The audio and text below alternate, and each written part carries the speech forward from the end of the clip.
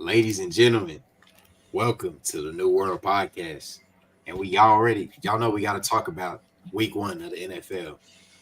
So it's come to an end, and the New York Jets fell short to the 49ers without Christian McCaffrey in disappointing fashion. We've also had a few upsets, like the Cincinnati Bengals losing to the Patriots at home with Jamar Chase playing. The Atlanta Falcons, who a lot of people had beating the Steelers, lost 15-10 with Kirk Cousins throwing two interceptions and Chris Boswell scoring all the Steelers points. So for any fantasy football guys, I know. It says an error occurred because I don't know what happened. It's not live. It's not? What you mean? It's not. Exit out of full screen. It says an error occurred. It's working on my phone. What you mean? It is? Yeah, it's working on my phone. I don't know. Error occurred. All right, proceed. All right. Back to what I was saying. So for any fantasy football guys who pick Chris Boswell, I know y'all eating. And you can kind of say Arizona Cardinals, they lost to the Buffalo Bills as Josh Allen led a comeback, sparking an MVP season coming, possibly.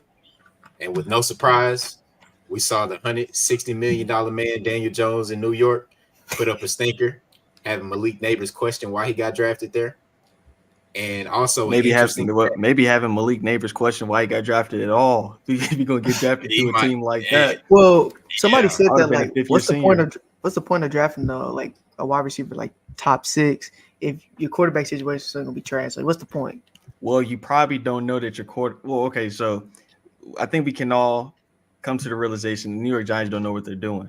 So when you pay Daniel Jones $160 million, you clearly think that he's that guy. So you drafted Malik Neighbors because you think you have your guy. So they thought they had their quarterback situation figured out, but it's confusing to me because like I hear folks on like network saying that like I hear folks on like the Giants network, and they're basically saying the front office believes in Daniel Jones. But then again, I'm hearing that they don't believe in Daniel Jones. Like, which one is it? Well, who is saying that they do or don't? What are your sources? Well, I saw like one clip. I don't know if it was from, I don't know if it was from like Hard Knocks, but I saw like one video where like the Giants front office was like, "Hey man, we're betting on this guy, man. 6 year, like we gave him all this money. We're betting on Daniel Jones." Gotta love television, man. You gotta say whatever you can for television ratings, because you pretty much have to say that. But anyway, we can get back on schedule. Wow, it's just Daniel Jones. I hope the New York Giants have finally realized that betting on Daniel Jones over Saquon Barkley was really the dumbest decision. Like, honestly, when I saw the Hard Knocks offseason thing, I knew that staff was like, it had me scratching my head because them niggas don't know ball, because they were like freaking out and panicking during the whole offseason. It's just like, why are you panicking? Like come on now. But we know why they're panicking. But so you made a comment. You talked about they should have taken Saquon over Daniel Jones.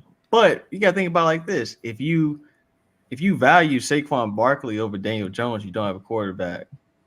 So even though Daniel Jones, he's not a quarterback, you don't have a quarterback. So then you just have a running back, no quarterback. So I mean, they could have stuck with Danny DeVito. Dog, really? I'm just thought that man's bad. Yeah, he gets carried by his aesthetic. What you should have done was this is what you should have done, honestly. Should have done is you should have got rid of Daniel Jones's ass, moved on from him before the draft, and for that 6th pick you draft a quarterback. Don't take Malik Neighbors, even though Malik Neighbors is the hot pick. He was the best player on the board at that time. That's why I think they went. I feel you. But if you think about this, if they got rid of Daniel Jones, they would be in the market to pick a quarterback. Because Malik Neighbors, yeah, he may be the best person on the draft, but you're going to draft him and you have no quarterback? No. So you draft your ass a quarterback. This is a quarterback-heavy draft.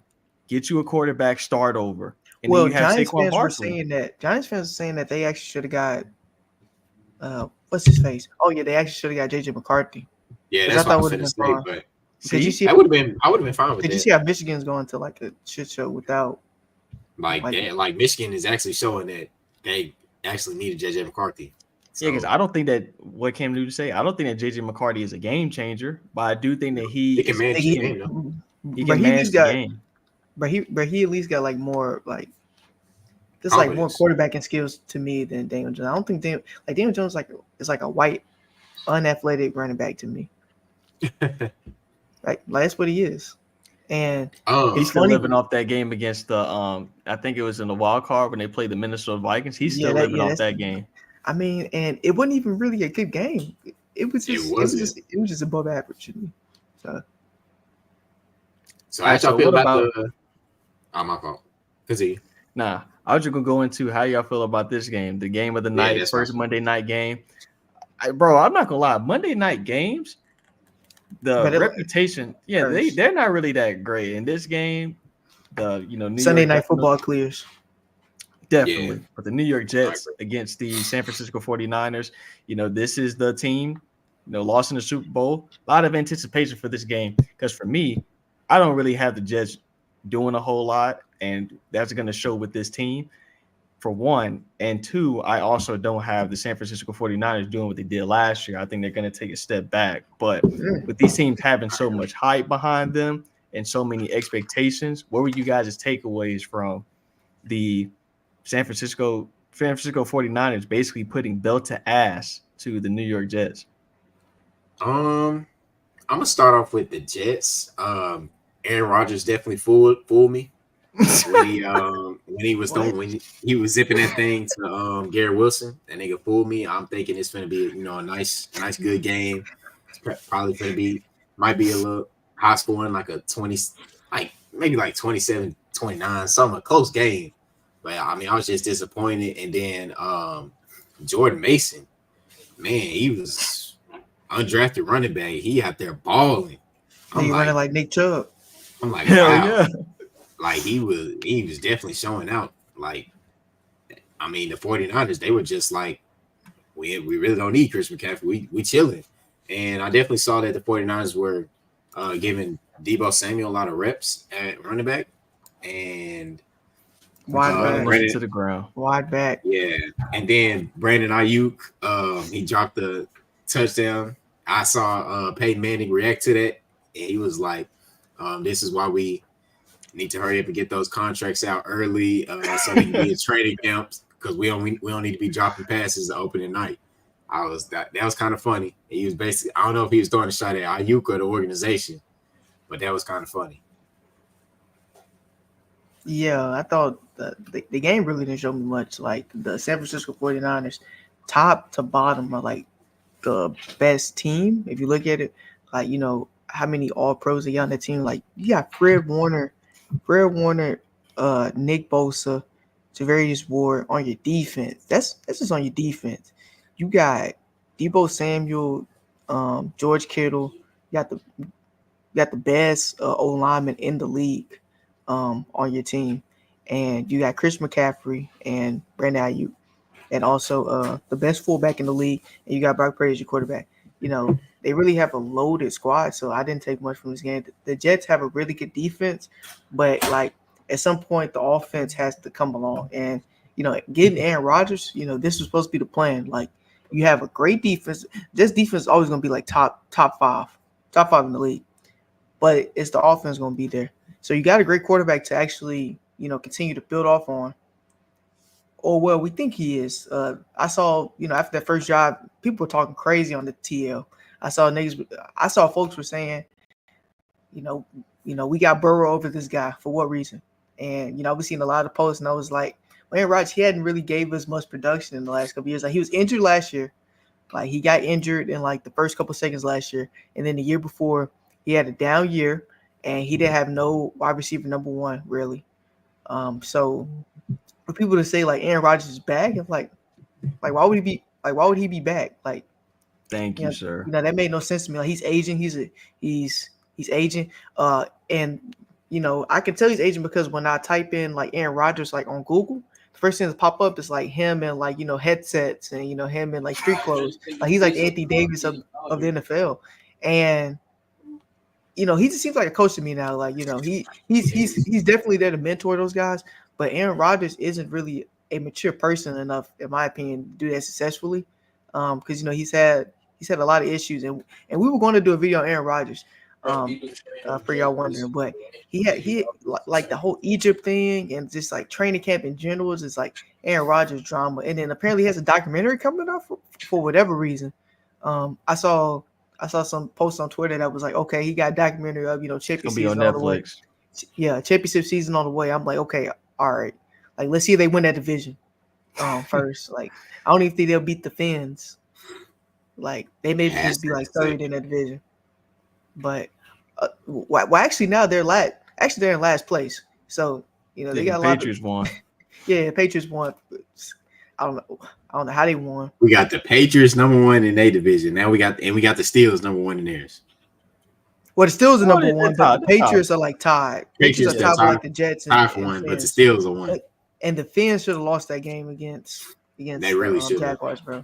Like I had coming into the year, I had the Jaguars making the Super Bowl. Many people laughed at me, especially a lot of people on the panel, like as you're looking at. But I had them. I laughed because you don't like Trevor Lawrence. That's the only reason why I laughed. I think he's that was a surprise to me. Like, you got an overrated quarterback making it to Super Bowl. Exactly. In the AFC. Well, I like Brian Thomas Jr. and he's looking like the third best receiver in this wide receiver class. So you like everybody but the quarterback? No. Gotcha, I like Trevor Lawrence a little bit. Trevor Lawrence is just too inconsistent to me as a player. How's he gonna get to Super Bowl? Because you gotta outplay Patrick Mahomes.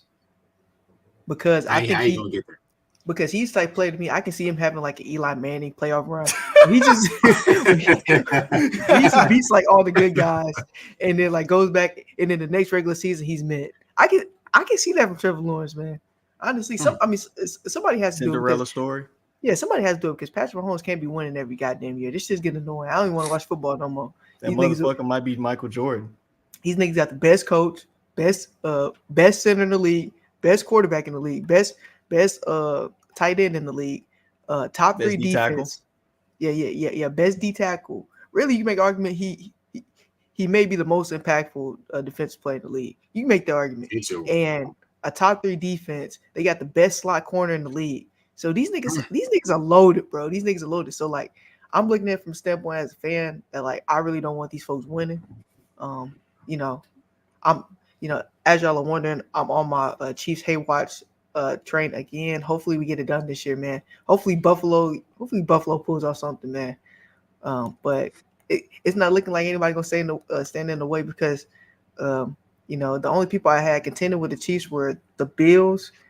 I think did I say the Ravens? I may have said the Ravens and the Browns, but the Browns, we're gonna put the Browns away because that performance is the type of performance to kick you out of like any playoff contention.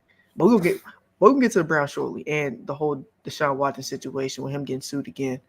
But as far as the Jets, man, it should have sued his ass for his performance yesterday. I mean, yeah, he was bad, but I really don't blame as much. The offensive line got beat up. Michael Parsons really took over that game, and they just had like no running room for him to like even roll out the pocket. Like he barely had any time in the pocket. When he tried rolling out, Michael Parsons is in his goddamn face. So what do you expect him to do? That's how. The Cowboys, they were mostly blitzing like the entire game. So yeah, they were making they were making it uncomfortable for Deshaun.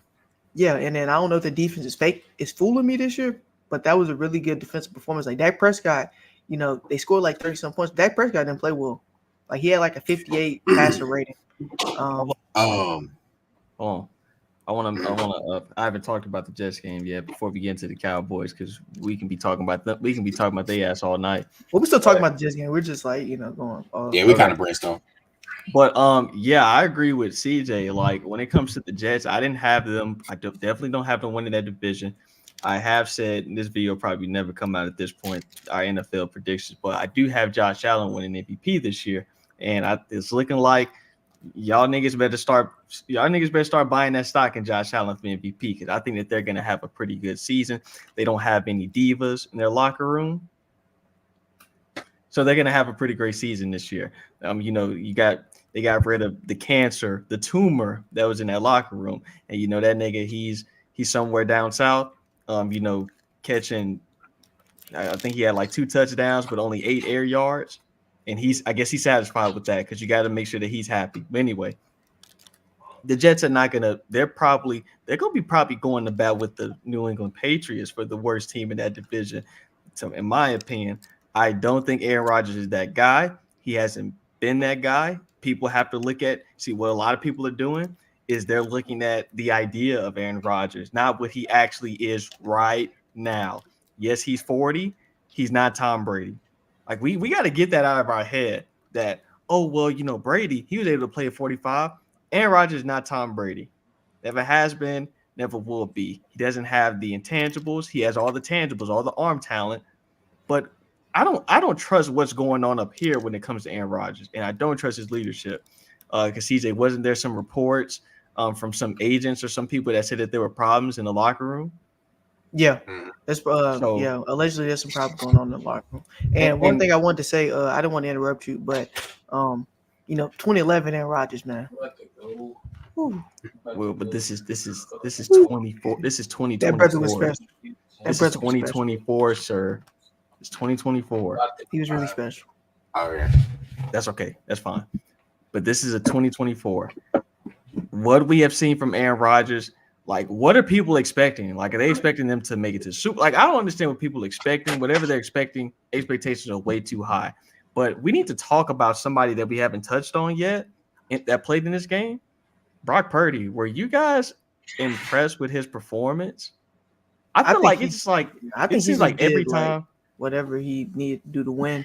They didn't really need him to ball out per se. They kind of had this game like on control for the most part. It was basically cruise control for the San Francisco 49ers, but they didn't need him to ball out. And Brock Purdy, to me, I actually thought in this game he went through his reads pretty well. Brock, I've said this last season. Brock Purdy was a one-read quarterback to me. Like, if his first read's not there, then he's pretty much checking it down to Chris McCaffrey. And I saw a lot of memes about that. Like, he's really nothing without without those checkdowns, Chris McCaffrey. But he played the average game to me. Like, his receivers were open. The 49ers, they usually create a lot of separation. So, it's not like he's like creating a play like a Josh Allen or Patrick Mahomes. So it's not anything to wow me about. But he got the job done. He won. And my big thing with him is more so like, and I know he can't control this, but his passes float like a lot. And that's really because he doesn't have exceptional arm talent / strength. He doesn't. Players that able to zip the ball and, like with high velocity, able to get those passes out in tight areas. And he struggles in that. And his delivery is also low when he throws football. That's why in the Super Bowl, a lot of his passes were getting batted. And, whenever he throws off his back foot, it's usually out of bounds. So whenever he does that, I'm like, okay, it's going to be incompletion because he's not that talented as a thrower to throw off his back foot to a receiver, even if it's like in a tight airspace. So, he has a lot of stuff to work on, in my opinion. He came into the season jacked. I thought he was on the roids. Bro was looking really buff, and people were saying, Brock Purdy, he's gonna be different this year. Muscle matter really doesn't matter as a quarterback. It doesn't. Unless you're like Cam Newton or like, Josh Allen, like it really doesn't matter. Or Anthony Richardson, because he had a play today. He had a play the other day where he like muscled into the end zone. But unless you're like like a big 6'5", 240-pound quarterback, it really doesn't matter. So for everybody to make a hoopla about him gaining and putting on some muscle, I thought was just overblown in my opinion. From Brock Purdy's play, I thought he was average, which I'm cool with.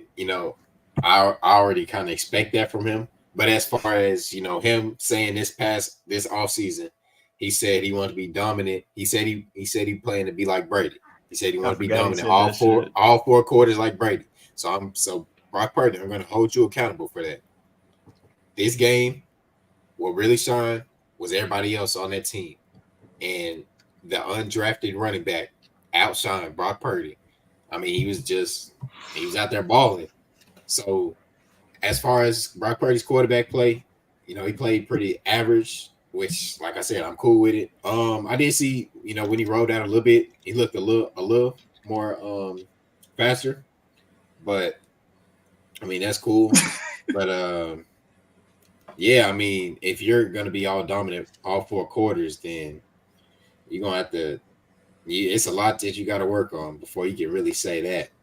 You can't just go off of one season that you made it to the Super Bowl with, because you have that number one running back in the league that helped you get there. You can't just say you're finna be dominant all 4 quarters, or a season after like that. Not that. Shit, it seemed like if Christian McCaffrey keep on being, because I was looking at the status, it said calf/Achilles. So this could potentially be a reoccurring injury with Christian McCaffrey, which wouldn't be the first time, because last year was really like the His first season actual he full ever had season. where full season being healthy. Yeah. So he's typically hurt. So, but Jordan Mason, he looked good. He was able to, rush through contact. He pretty much was the bulk of the offense. He did have, Deebo Samuel, getting a lot of carries out the backfield. Fine, cool. But they pretty much put a lock and key on that though. But yeah, from a Brock Purdy standpoint, I don't think that there's going to be anything that he can do for me at this point for me to be on the board with him, because like he just game managed, and that's really all he has to do when he has overwhelmingly the best talent in the NFL on his team. And then we see like guys that I can see potentially certain guys on this team where down the line we can be like, oh, those are going to be key contributors. Like Jordan Mason, like he can get into that ilk of being a starting running back for them, once Christian McCaffrey is gone or whatever. So Brock Purdy, you have all of the talent. If you want to be Tom Brady, you got to get the shit done, because after this season, they're not going to have all of the pieces, all of the key pieces. And they did sign Brandon Ayuk, and they did, give Trent Williams that extension. But Trent Williams, he's what, 36? Yeah. So this team is he's older. Gonna be 40 at the end of that contract extension. You see what I'm saying? This isn't baseball. You feel what I'm saying? Like, he's only getting older. George Kittle is getting older. Deebo Samuel is still taking a lot of tough hits, which is his game. But he's so based on his athleticism. We saw him run that weak-ass route in preseason. Like, he's not a route runner. So when that athleticism starts to dissipate and those injuries starts to pile up, he is going to be less reliable, which means what? Now we have to put more of the onus on the quarterback play. And do we trust Brock Purdy to get it done? That's the difference between him and Brady, is that Brady offensively, especially in the beginning, didn't have all of the pieces. You see what I'm saying? When they got a bunch of receiving pieces like Randy Moss, they didn't even win shit. And then on the back end, those last 3 Super Bowls with the New England Patriots, I mean, his star receiver, Julian Edelman. So it was what Brady was able to do with pieces that weren't that great. He was able to make those guys look great. He was great defense. He had a great defense. He did, but he made those receivers look really good, and he made that offensive coordinator look really good. We saw what he did with the Raiders. He's terrible. He's not a good coach. So Brady was that offense. Kyle Shanahan is an offensive-minded coach, so he's basically made this offense dummy-proof. Anybody can run this offense. Jimmy G went to the Super Bowl. You know what I'm saying? If you're a competent quarterback, you can run this offense. So Brock Purdy has to get it done because he's going to want a big contract next year, right? And in my opinion, like niggas was feeling some type of way about Dak Prescott getting his money. Dak Prescott is 10, 20 times better than Brock Purdy. If Kyle Shanahan, if he had Dak Prescott and Brock Purdy in a room, he would take Dak Prescott with the swiftness. They probably won the Super Bowl. So Brock Purdy is going to command 62, 63. He's not that level of a quarterback, in my opinion. His ass should take less because he's in a blessed situation. So this game didn't tell me anything. I don't think that the Jets are that good at all, especially offensively. Defensively, They're okay. They got good pieces here and there. I just don't trust them. I don't trust their coach. I don't think that they have competent coaching. I know they don't have a good OC. So the Jets are going to beat the Jets. So this was an easy one for them. And going back to the Jets, I mean, did y'all see Tyrod Taylor on that last drive? 6 of 8, touchdown. Come on now. But that's all I got, man, for the Jets and the San Francisco 49ers. It just wasn't impressive. NFL, y'all ratings are on point, but can we please step it up with the who we picked to play in Monday Night Football? This is Monday Night Football. We need some better matchups, man. We got to, like, what do we get next week? I don't know, but like this was a pretty good coming into the year, people were pretty much on hands with this matchup. Like people wanted to see Aaron Rodgers versus, the 49ers. So I think, stylistically, it was probably a pretty good like opening Monday night, but the game didn't go in the hand, and many people. Well, I said that it's championship bust for the New York Jets. Like they have to win now. You got an aging quarterback. You got one of the best defenses in the league. My quarterback just threw a pick on college football. F him. But you have all these things going for you. You have a young receiver. Many people are telling me he's a top 5 receiver coming into this year, which is crazy. Yeah. First of all, Garrett Wilson, he needs to do something with his drip, because his drip isn't there. Like I think he needs to cut the sleeves. Yeah, he had the long ass sleeves. Like, bro, you a quarterback? Yeah, he got the long sleeves, and Tyreek Hill rocks it, but like he don't really rock it. So, or he needs to change that number back. You need to change the number back to 17. I like 17. I was finna ask you guys during the game, why did he change his number to 5? I don't like that at all. I don't know. It's like Debo. Like Debo changed his number to 1, and I like for what? I don't like that either. Like I think that was his college number or something like that, wasn't it? Yeah, but we get it. Like like stop going back to your college number. You're like a different player. A lot of receivers do that. My fault, y'all. I apologize for the camera being off. Lil bro broke his wrist in a football game. So for anybody watching, got a little prayer if y'all can. But anyways, though, back to the NFL talk. I do want to say this before we go on. Next Monday is Eagles Falcons. Like, are y'all anticipating that game Monday? This is Monday Night Football, dog. Monday night. I mean, dude, the NFL, they don't care about Monday Night Football. That's a good 3:30 game. 3:30. Yeah, that's not no Monday night game. I mean, they should have did. They should have did. Well, I mean, the Rams and Lions, that was already a Sunday night game. But I mean, like that could have been Thursday night football. Monday night game. Huh? That's a Thursday night football game. It's Dolphins and Bills. Dolphins and Bills. I got Bills blowing. I think the Bills gonna make some noise on that game. I ain't gonna lie. They finna test Tua. I'm gonna go ahead and get my score for that game. What's your scorecard for that? 35-20. I go 35-20. That's not really a blowout though. I go 34. Well, you gotta look at it like this. Those like probably it'll probably be 35-13 with like 2-3 minutes left, and they'll get some garbage points and make it 20. But it'll feel like a blowout. Well, I know like the Bills, they kind of like they always beat the Dolphins. Like they beat the shit out of them. Like that year where they lost to them, and like Josh Allen threw like like they couldn't call the time at the end of the game. I know you remember that. Or like it was like halftime or whatever, and they really lost some points. That was kind of an anomaly. They usually beat the hell out of the Dolphins every year, and I have them winning too. I'm surprised because you have the Dolphins. I mean not Dolphins. You have the Bills, but like more of a high-octane offense this year. They scored 31 points. Was it 31 points last game? Or 28? The Bills. 32, I think. 34, right? 34. Yeah, it's 34. 34, 28. Yeah, I see that. Y'all have the Bills, with a more high-octane offense this year.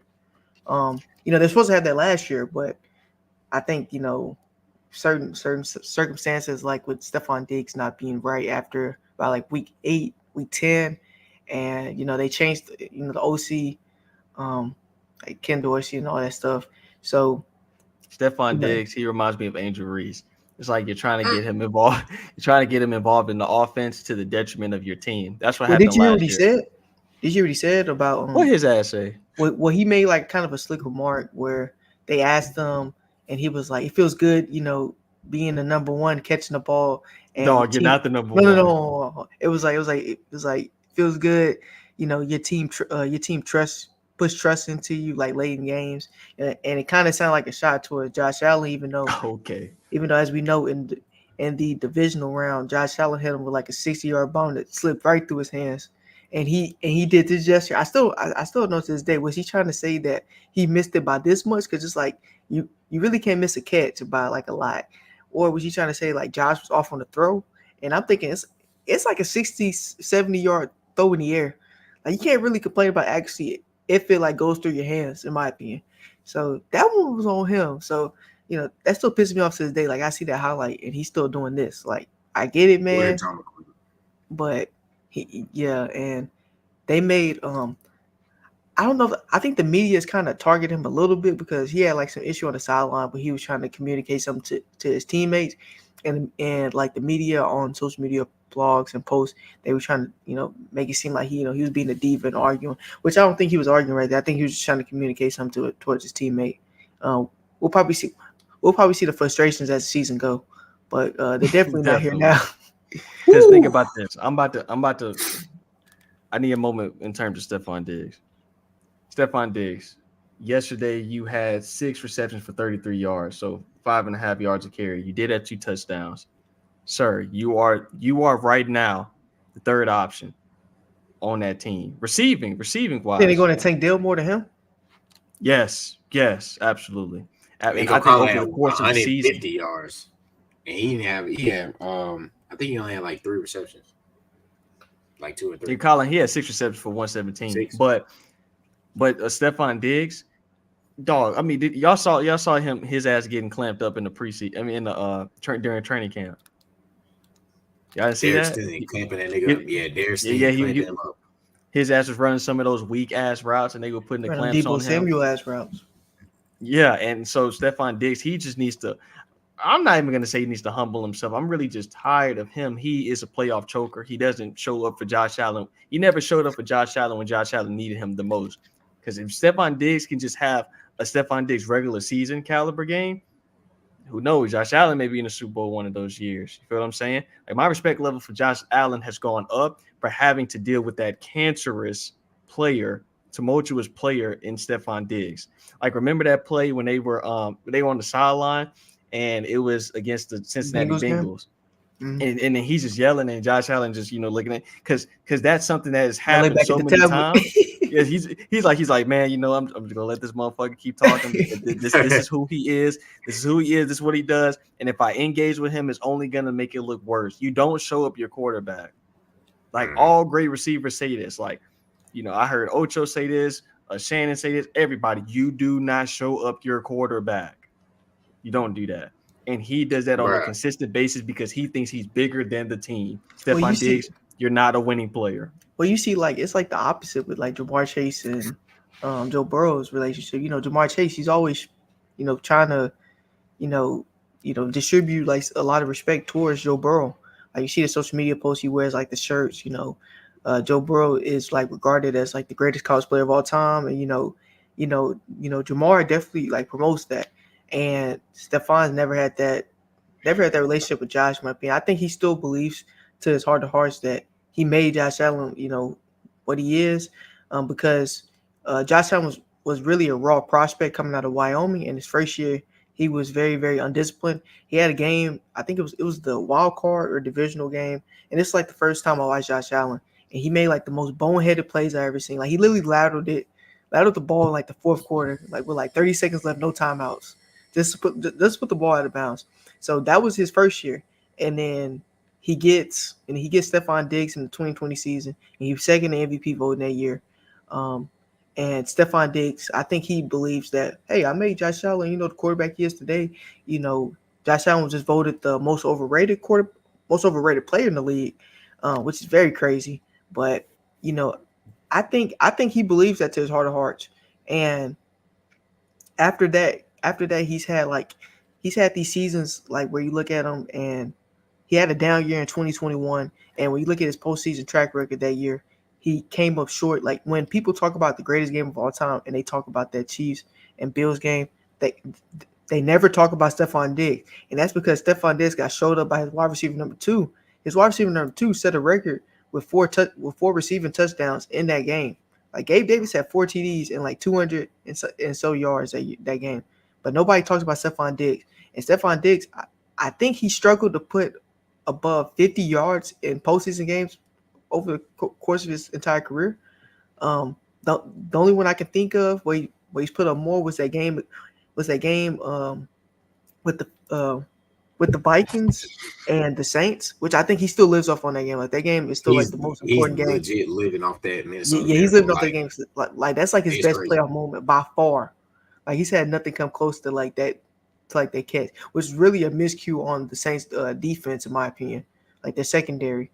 But like he's kind of peaked at that moment. So Stephon Diggs, he's definitely a John McQueen, Diva Queen, and it might come to bite them later down in the season. But they're fortunate. The Texans, in my opinion, they're fortunate that they have a really good receiving core. They may have one of the best receiving cores in the league. With Tank Dell and Nico Collins and Stephon Diggs. Stephon Diggs is definitely a number 2 or 3 in that lineup. On most days, he's going to be a 3 in my opinion, because I think Tank Dell is so explosive. And I like him in the slot a lot, and I like him in the slot a lot, and then I like Stephon Diggs outside as a 2, so that frees up like the inside routes for Tank Dell. But Tank Dell is so explosive to me. I think he may be even number 2 on that team, and we know Nico Collins is a baller. Fun fact: I saw Nico Collins 4 years ago. He looks the exact same. So so age ain't nothing but a number, as Aaliyah said, I guess. Jalen, you want to take us into the next game? Cowboys, Browns. Oh, Cowboys and Browns. Now, before I get into this game, I'm starting here. I have a ban list for my fantasy picks. Dak Prescott, sir, I ask you to give me one thing. CeeDee Lamb. What are we doing? Gave him to you. Jerry said that they're going to run him more. They're going to have him in the backfield running. Yeah, I saw that. I mean, Dak Prescott was giving the ball to Brandon Cooks more than CeeDee Lamb. He was open. I mean, he was open more. Yeah, I mean, it definitely seemed like I think they were double teaming CeeDee Lamb a couple of times, but of course he's gonna get that treatment. He top 3 receiver. So, he's gonna get that treatment. So with this game, man, where do I even start? Deshaun Watson. I mean, what an utter disappointment. Like, we were waiting. This is what we were waiting for. Like, we were waiting for you to, these allegations and stuff. And, he did have that injury. What was it, last season?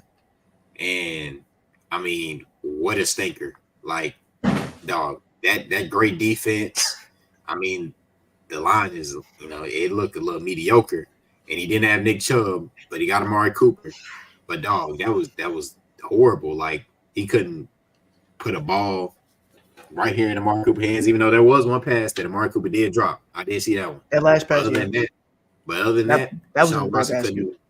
Yeah, but other than that, Deshaun Watson couldn't give him the ball accurately, and it definitely the Cowboys. Now they were blitzing, like mostly during the entire game, so they were rattling Deshaun Watson. And it was kind of hard for him to really do anything. But, I mean, if this is what we see in the rest of the season, man, that's a waste of money right there. He need to be sued for that bad of a game. Not being sued. Like, forget these allegations. Like, dog, you playing with house money right there. I'm not gonna lie. Yeah. Dak Prescott, that was an eye game, He still did his thing, and finally Jerry Jones gave him his bread, deservingly. It's about damn time.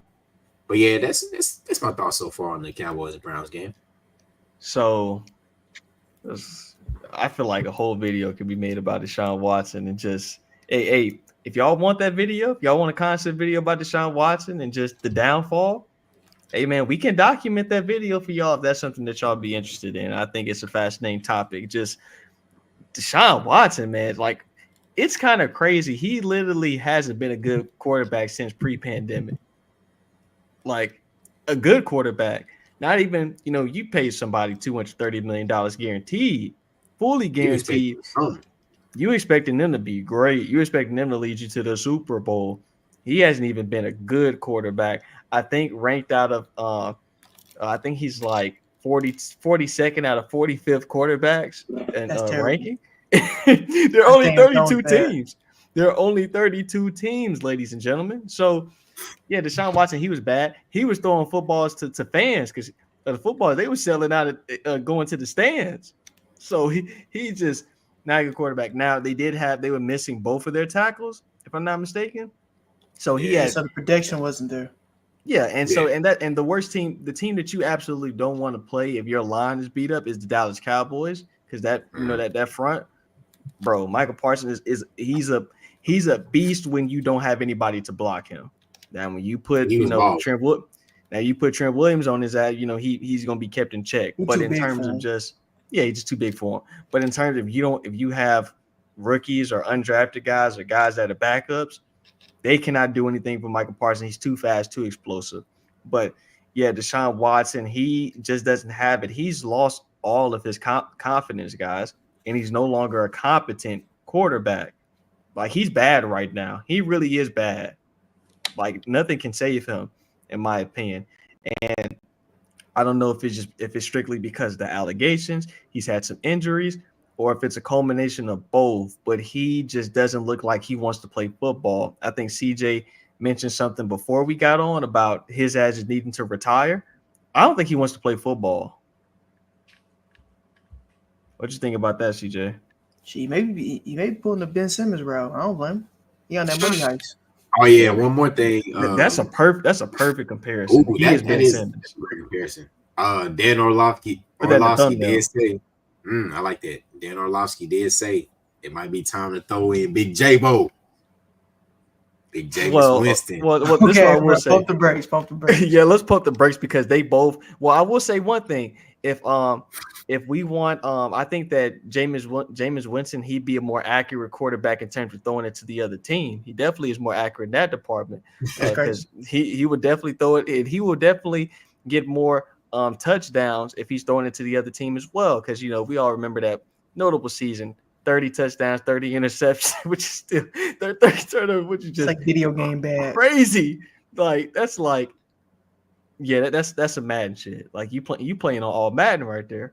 So 30 touchdowns, 30. So he would definitely be throwing it to the other team. But I think him and Sean Watson going band for band in that department. But yeah, Dan Orlovsky, this is the same nigga that was that backpedaled out of bounds. So I can't really take him seriously in terms of speaking about quarterbacks. He cannot be objective when talking about quarterbacks. He's a quarterback meat rider. But they got to do something, man. I don't know if they need to get rid of. I mean, it's $230 million. So what is the alternative? I mean, maybe go call Joe Flacco, get him up off his couch. See, who got a worse contract, him or Daniel Jones? I'd trade him. Him, because it's $230 million. Trade him too, though. See, Daniel Jones is pretty bad too. That's just like what, 160? Yeah, but they can get up off that though, because I mean, for a quarterback, 4 years, 160 ain't nothing. They can get up off that. But he's like the worst quarterback in the league. I feel you, but they can get up off that. That 230. And then look at him. Look at his personal track record. Like he's a shitty person from what we know. So you got that. I mean, does anybody think that Daniel Jones is a bad person? Well, I don't know, but I haven't heard. He looks like a nice guy to me. Yeah, he looks like I mean, he went to Duke. I mean, he looks like he could work in like I can see Daniel Jones working right beside my cubicle in my office at my day job. Like he got that type of that look. I can see him I can see him washing my car. Yeah, polo, khakis. I can see him doing that in the future. Daniel Jones, you may have a future in in the corporate world because quarterbacking is not your thing, buddy. So that's crazy. So who knows? But there have been no character assassinations on Daniel Jones. So yeah, man, that's insane, bro. Want to talk Yeah, about it's Tyreek? honestly wild. Yeah, let's go ahead and talk about the whole Tyreek Hill situation. So earlier Sunday, around probably not around noon, probably in the morning time, Yeah, it Tyreek was Hill earlier was than noon. yeah. So Tyreek Hill got detained by Miami police. Um, I'm not really sure what exactly he was detained for, but he was. We know He was he was like speeding. criminal. Like, Well, I That's don't what want it to say was. criminal speeding, but yeah, say it was speeding. Okay, so speeding. Yes, he was detained by Miami police, and we got a lot of different footage, different angles. We also got body cam footage of him being put to the ground, and the police were pretty aggressive, and Miami Dolphin defensive lineman Calais Campbell, he tried to calm the that was the situation crazy down. part to He me. also got put in handcuffs too. Before I get into the game, that situation, it was definitely taken out of hand, because I mean it's one guy against five people. It didn't take all that aggression, and yeah, I He's think cheating. He it probably was. thought he was gonna get away. Yeah, I mean, He I had a know the nigga's chance to, fast. but like I he know the just nigga's rolled out his fast, but window. like So I know the nigga's that's what made fast, it. but like, come on now. Well, You that's ain't get well, but police are probably looking at it from the standpoint of course, he had a window. Like he rolled down his window, like as the police officer approached his car. But then he rolled it back up. So police are looking probably at the fact that hey, this guy, driving the coupe. He's driving the coupe. His windows are darkly tinted. Can't see nothing in there, and he just rolled up his window up.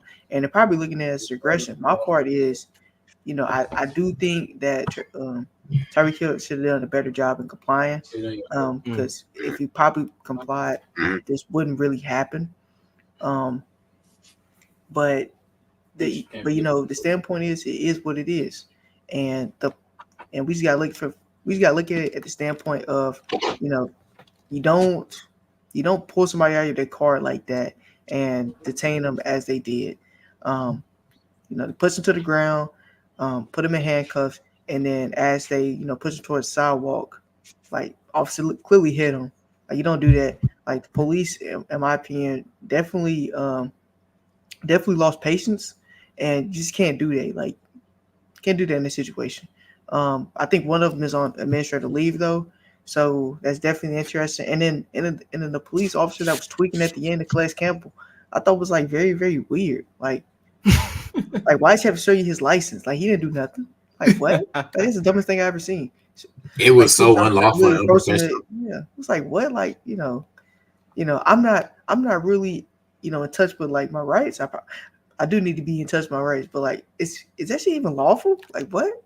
No, it's not. That was unlawful. That was unlawful.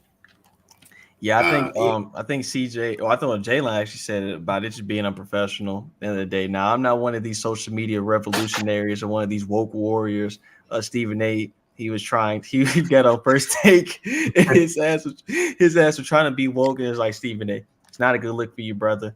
I mean, we all know. I'm not gonna call him Uncle Tom, but we all know that Stephen A. Smith. He's all about that pocketbook. But he was trying to basically just go off about the situation. I was like, look. These cops are bad apples. We know this.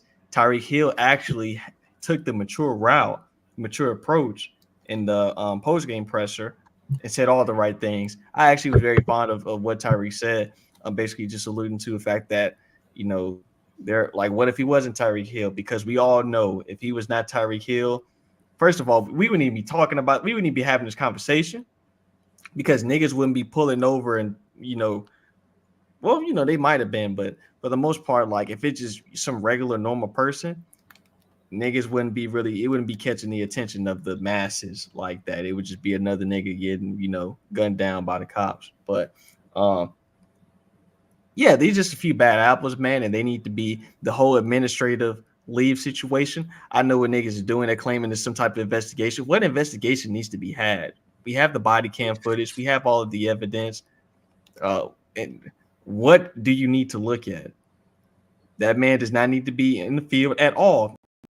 Not even an administrative duty. He does not need to be in the field. He really didn't even need to continue to have a job because he was emotional and he was irrational. And I don't even know why he still has a position. So They need to get that situation resolved and figure out. But all of these fake ass social media revolutionaries, just please stop it with all the woke jargon and bullshit. Like niggas is not moving me with this. But I love the fact that the team rallied with Tyreek Hill, and they really played for him and got them that victory because I wasn't able to watch the full game. I was keeping up with it. I thought the Jags had that game in firm control, and they I finished it forgot who off with their a quarterback walk-off field was. goal. Hey, I was but kidding. you Game also wouldn't know him like they fumbled. yeah, but you also have that team making it to Super Bowl. But anyways, yeah. So Miami Dolphins got a dub. I think that this will be the highlight of their season, honestly, because I Wow. They don't really should I have don't won that game. I don't Sad see to the say, they Miami should have won Dolphins that winning game. shit. That was a game that they didn't necessarily win, in my opinion. I definitely Yeah, the get that Jags game. lost The that Jags game. lost that game. The Miami Dolphins to me are kind of like the Lakers. Like they're just a bunch of older niggas. Honestly, Really? like I, I mean, they I got a don't bunch agree of with that. the defense. Like the defense, a whole bunch of old vets that they They signed got a lot of last. explosiveness offensively, though. I they mean, remind me of the offensively, Sacramento that's Kings, it. bro. They the Sacramento That's Kings to me. offensively, that's it. But I mean, when you got a quarterback like Tua, he out there wasting that potential. I mean, they got a good running back, Devon Achane. So they and Raheem Mostert. So the run game is there. Then they got the speedy, Tyreek Hill and Jalen Waddle. But when you got an inaccurate quarterback like Tua, it's like what are we doing? Because y'all potential chances to go to Super Bowl are like out the window with Tua as y'all quarterback. And I mean, how long are we gonna keep on, holding on to Tua? Because if we're just gonna keep on seeing the same results as last time, if they do make the playoffs and then they just fall short in the first round, then it might be time to look for a new quarterback. Looking at draft for something. Yeah, I don't think Tua's necessarily a championship winning quarterback. In my opinion, I think he's not mobile at all. He may be like the most least mobile quarterback I ever seen. Like there may be some white guys faster than him. This is the way he moves in this way he moves in the pocket is just like D tackles be like outrunning him. So I'm not really a fan of that. I'm usually more so in line with I do like a quarterback that's able to use his legs to get a first down if it's there. So like even if you have like Brock Purdy speed, that's cool to me. But to a Tagovailoa, he's just immobile to me, and he can't compensate that with his arm talent because arm talent isn't really there. So I don't really see great quarterback in my opinion. I don't see. Well, what I do see is Tua he may lead the league in passing yards again for the foreseeable future because he has two really good wide receivers that are like known for their yardage. But other than that, I'm not really seeing anything special. Many people put him in the lane of Dak Prescott, and I think Dak's a way better quarterback than Tua. That's disrespected Dak. I ain't gonna lie. It is, and many people that's going to disrespect Dak because it's the most popular thing to do. But yeah, Tua is not it for me. The Jaguars, though, I thought they had the game in the bag. They should have won this game. Um, they fumbled this game, like I said earlier, and for a team that I have, making the Super Bowl, I know it's the first game, but that was not a good loss, man. It just wasn't a good loss. It wasn't. Brian Thomas Jr. He looked really, really good. Looked like third best receiver in the draft class. I said, LSU guys, they're like instantly start receivers once they come out. I don't know what they're doing, but the LSU wide receiver coach, he's doing a great job. He's doing a great job, man. Because Brian Thomas Jr. he was cooking up Jalen Ramsey. He was cooking Ramsey. Ramsey had to hold him on a deep ball that Trevor Lawrence threw to him, and he got beat by Ryan Thomas Jr. and he had a TD. He had to hold him to get a penalty to save that touchdown, and he had a toe tap touchdown too as well. And one of the best throws of the year. Many people haven't seen that throw. Trevor Lawrence threw that pass with anticipation over a defense that was underneath the route, and Brian Thomas Jr. did a great job locating the pass. I see that him and Trevor Lawrence have good chemistry together, which is what the Ravens, wide receiver core really need because that debacle at the end of the game that shouldn't happen. But we're gonna talk about them later. Mm-hmm.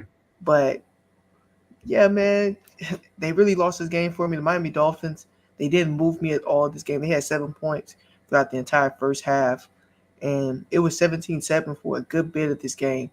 And Tyreek Hill broke off, which I was really excited to see because Tyreek Hill was on my fantasy team. I took him with the first overall pick, and Tyreek Hill and Josh Allen gave me a lot of points the other day. So I'm definitely feeling really, really good with my fantasy picks. So thank you, Tyreek Hill, for the 80-yard reception. Nobody else really can do it besides him. So it was definitely not a shocker when I got the update. It was like Tyreek Hill 80-yard touchdown celebration. Touchdown, and I was looking at it, I was like, let's go, and I saw a celebration was tough. The whole handcuff shit was hilarious as hell. Like that may be like pick of the year as far as NFL wise. I think Trump still got pick of the year, but they may have been like pick of the year NFL wise because that shit was just crazy, man. Okay, Hey, I got a question for y'all. Hold on real quick. Can I mention something about Jalen Ramsey? Him getting cooked by a rookie. That's my problem with the Miami Dolphins. They're like the nicest franchise ever. They just sign everybody, and it's like, why would you give Jalen Ramsey a 3-year extension for what? He's an aging DB. He was a good. I mean, he was really good last year in the games he played. Would you give him a 3-year extension? Possibly. Okay, I got you. Go ahead, Jay. So is Dak Prescott like Jason Tatum when it comes to hate, as far as in the NFL? Yeah, especially because a lot of the hate is undeserving. I actually think he's more like Joel Embiid. Oh, you could say that with the underperforming in the playoffs and stuff. Yeah, that's more akin. He's like Joel Embiid without like no MVPs. You could say that. I like that because he hasn't made it anywhere. Nah. I just feel like the Dak Prescott. I feel like initially a lot of the criticism was warranted, but I think it's really just been over the top at this point. Like, especially because now people are making the reason why the Dallas Cowboys have been inept, their ineptitude, solely based on Dak Prescott. When it's like they haven't won shit in 30 years. Has Dak Prescott been with this team since 1995? I don't think so. There's one factor. There's one consistent denominator.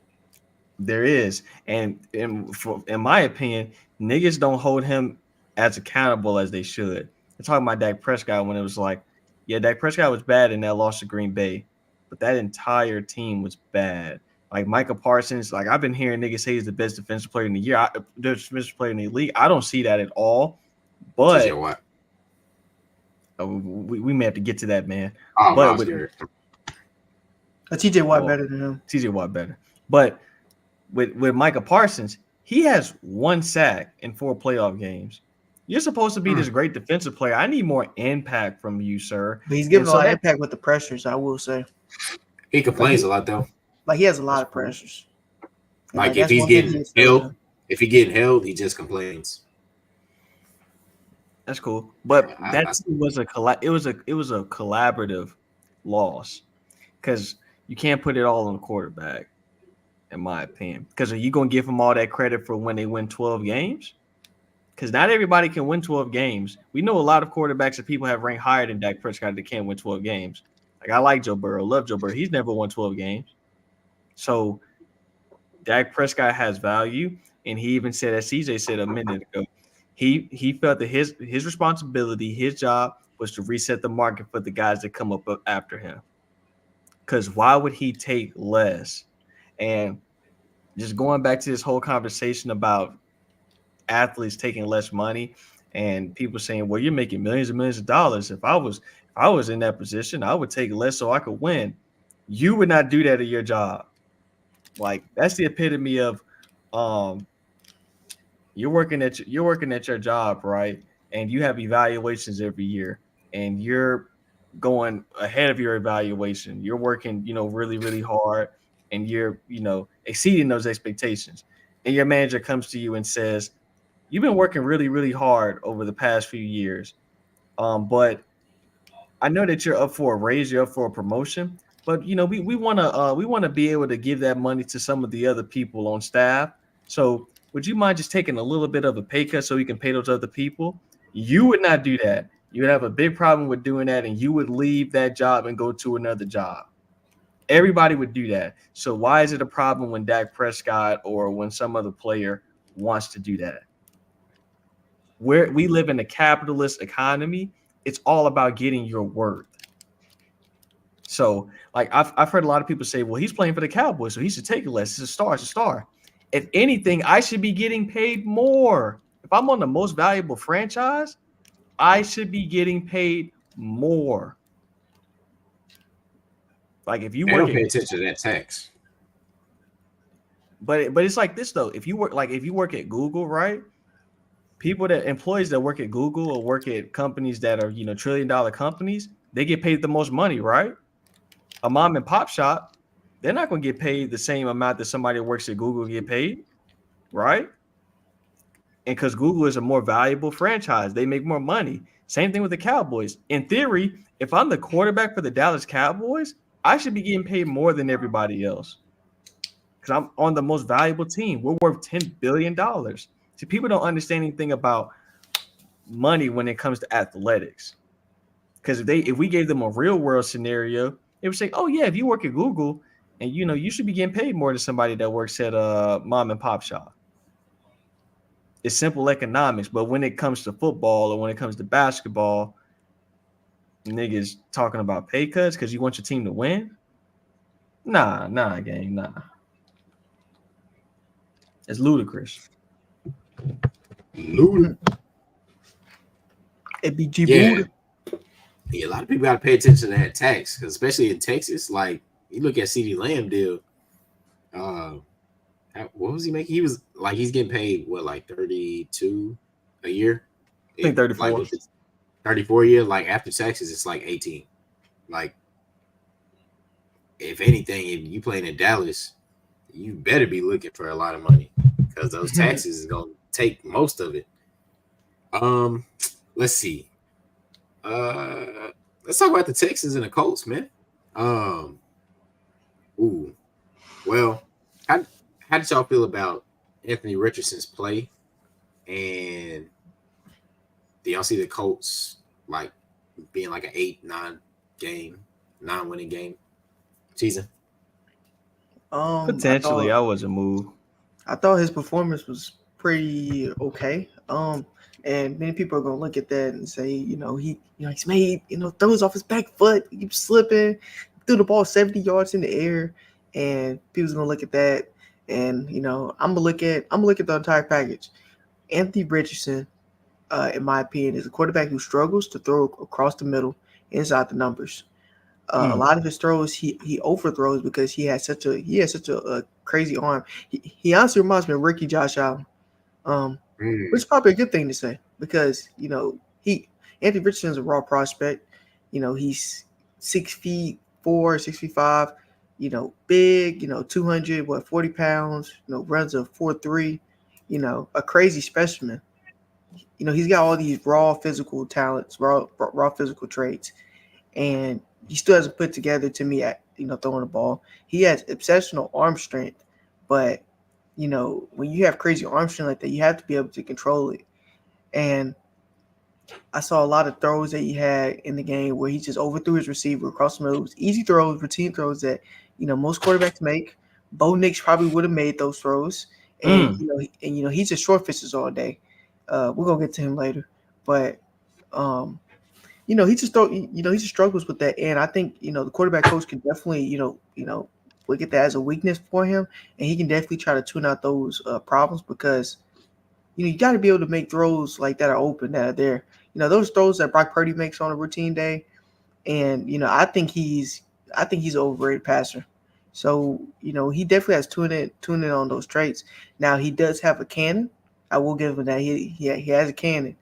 And there was like 3 throws that he overthrew to one receiver who really could have had a really good day.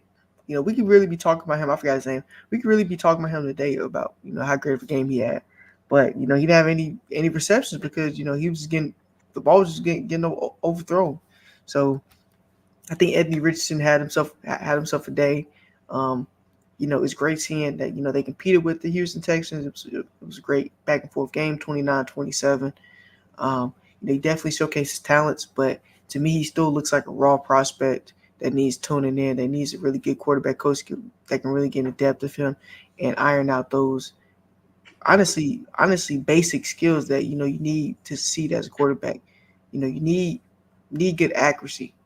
Need really good accuracy to kind of complete throws that any quarterback would be able to throw. Now he does have special playmaking, and he can capitalize on plays that not many quarterbacks can. But you also have to be able to, like I said, make those routine throws. It's a necessity as a quarterback in this league. So I thought his performance on social media was definitely overblown. Many people looked at it as not many people can make this throw, and that part is true. It was a crazy throw, like he slipped. The fact that he was able to actually retract his feet and be able to get enough strength off for that throw was insane to me. Um, and the receiver didn't have to adjust, so it was perfectly in stride, and that's what I like to see. So I want him to continue to do that. On the flip side, I thought CJ Stroud played a clean game. He rarely turns over the football. He plays.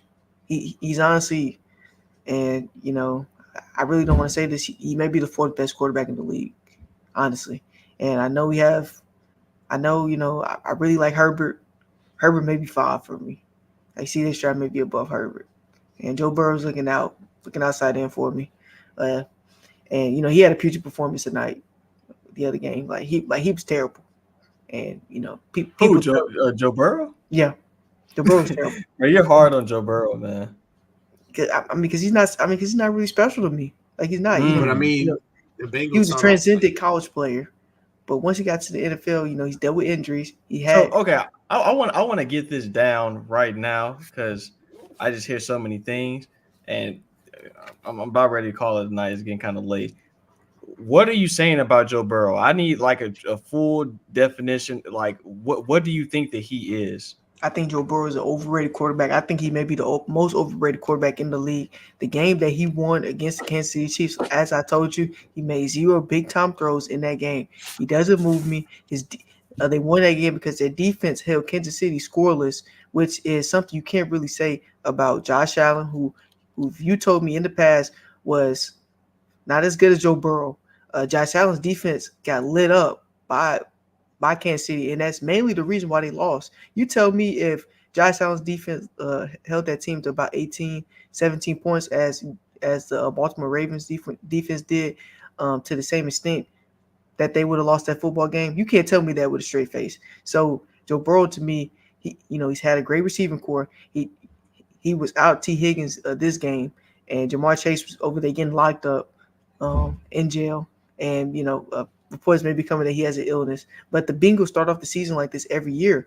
So how are you going to move me if half the seasons you play as a quarterback you're injured, and you play in one of the hardest divisions in football? You're rarely the best team, coming out. They're really like a top four seed. The Ravens are in their division, the Browns are in their division, the Steelers are in the division. The Steelers always threatening the playoffs. The Ravens have the top 3 quarterback on their team, and the Browns have a really good defense mostly every year. So how are you trying to convince me? Well, I wouldn't say how you're trying to convince me, but how are people going to tell me with a straight face this dude is better than Lamar Jackson, if that, and better than Josh Allen, if that? So what is? I just don't really see it. I said he's overrated, and I said I have him currently as the 6th best quarterback in the league. That's not because just look at. I mean, it's still pretty great. Like it is. Like, that's still pretty great. It is. He's a really good quarterback, and I'm not saying he's not, but and I had a couple of data sheets that I gathered of like tracking the statistical metric down of like best quarterbacks over the course of the last 4 years. And when you look at the metrics, he really falls in line with that order, like 6th, 7th metric. Like he ranks below Herbert. He ranks before below CJ Stroud's year that he had last year. Now CJ Stroud will have to give us a bigger sample size on that matter, and he ranks below Mahomes, um, Allen and Lamar. So what's there convincing me that he's a top 3 quarterback, as some people say, other than he had one year where he went to the Super Bowl and he lost, and statistical metrics tell me that he's not up there in the same league as those guys. Like, what else metric is there? So I have him. I have him as 6th best quarterback in the league. That's really a good rating, but I don't have him in the same tier as those 3 guys I just named. And you can probably argue Stroud, Herbert, and him, in my opinion. So I think you make some compelling arguments if we're talking about tangibles. Like, you talk about statistical metrics and all of this.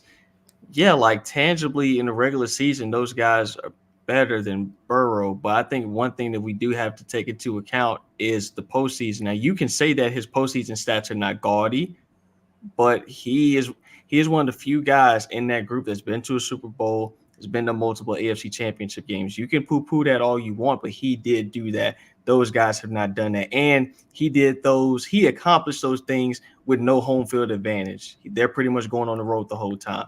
Now, is that a knock against him about not doing well in the regular season? Sure, but they are going on the road and winning these games. Those games are going to be hard regardless of how you split them. They're not going to be easy. And when it comes to postseason play, we don't care about your stats. We just care about the wins and the losses. Also, like you mentioned the receiving core. Yeah, the receiving core is great, but in 2020, he was the number 1 overall pick in that draft. Nobody wanted to go to Cincinnati. Niggas was actually telling him, yo, you need to try to pull an Eli Manning and not go there.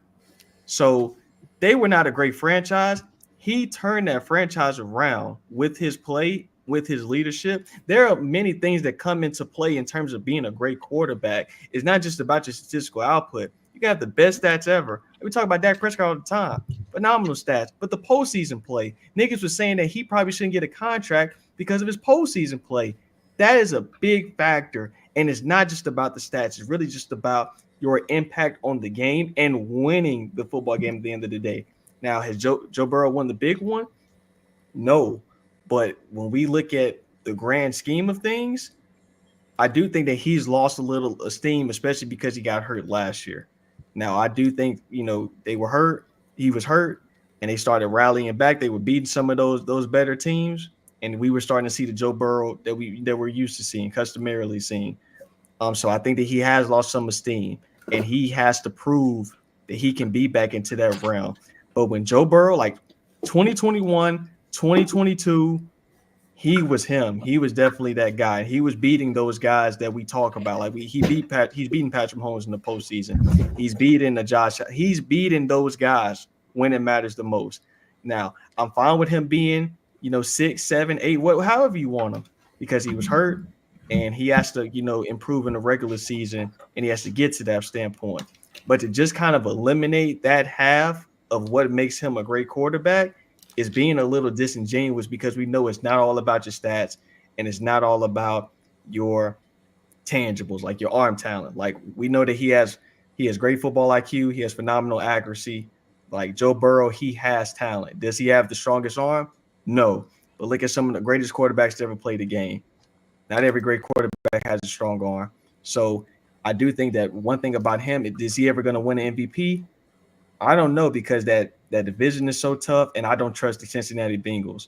But in the postseason, there are many guys that I would want over Joe Burrow in the postseason, because he has the intangibles as well as the tangibles to get the job done.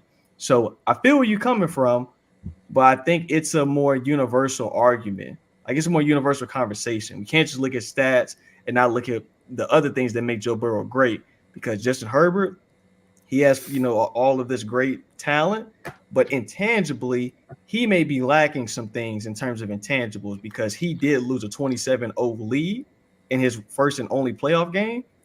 Do we think that Joe Burrow will lose a 27-0 lead? Absolutely not. So things like that have to come into a play when we evaluate you as a quarterback. That's all I got to say. But I understand your point, though. So here's my so here's where, like, and I respect what you say, but you're deriving it more so from a winning standpoint, and that's not what I look at. I derive it from who's a better quarterback. When I watch you play and when I look at your stats, who is a better quarterback? Who performs at a better rate than the other person? Because you can perform good and have a shit defense. Dan Marino, could definitely be sitting in the room with Tom Brady, and Peyton Manning and Mahomes and all these other guys. But he had shit defense. So I'm looking at the standpoint of this guy.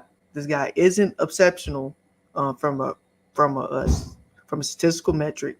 The eye test doesn't really move me as much because of his receiving core, and he hasn't won the big one. So why am I looking at it from the standpoint of he's won all these playoff games against Mahomes? He's won one against Mahomes. He won one against Josh Allen, and the Ravens pretty much own him in the regular season.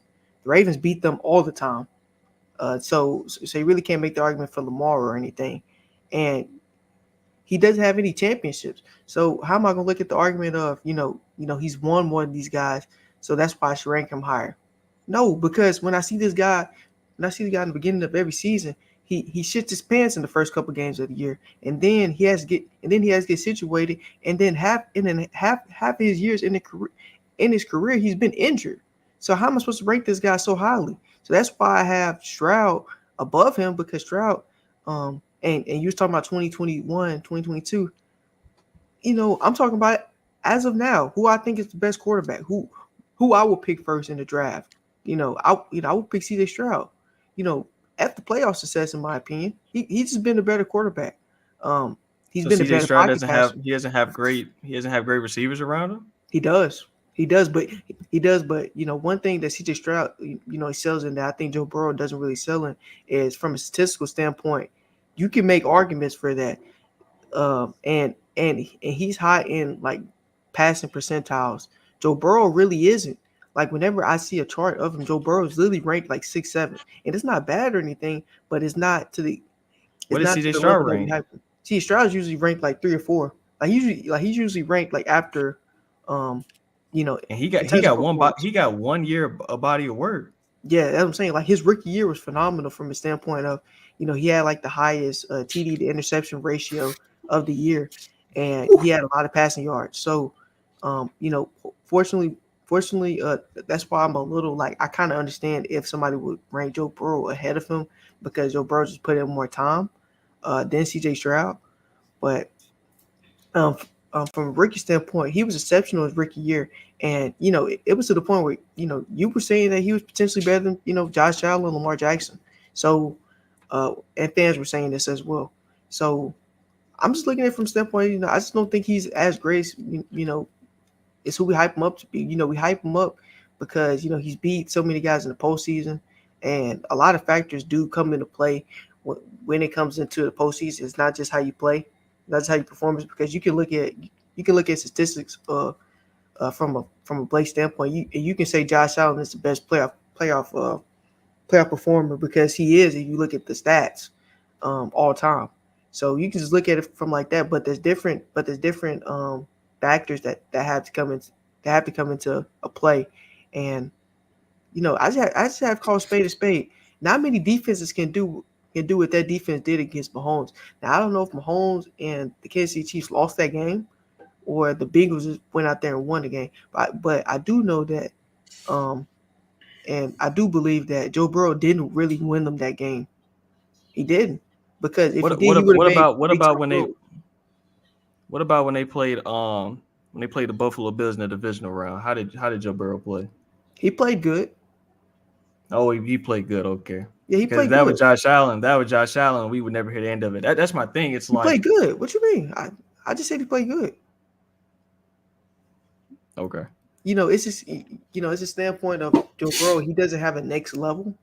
Like, when you see Lamar Jackson play exceptional, like, in the game when he had 5 TDs, it's from a different standpoint. He takes over the game. Joe Burrow doesn't really take over the game as those top 3 guys do. That's my point. Because He really don't. he's a pocket passer. I know, but He's not a dual threat quarterback. You prove my point because there's quarterbacks that taking over games. Like Peyton Manning used to take over games back in the day. He don't do that.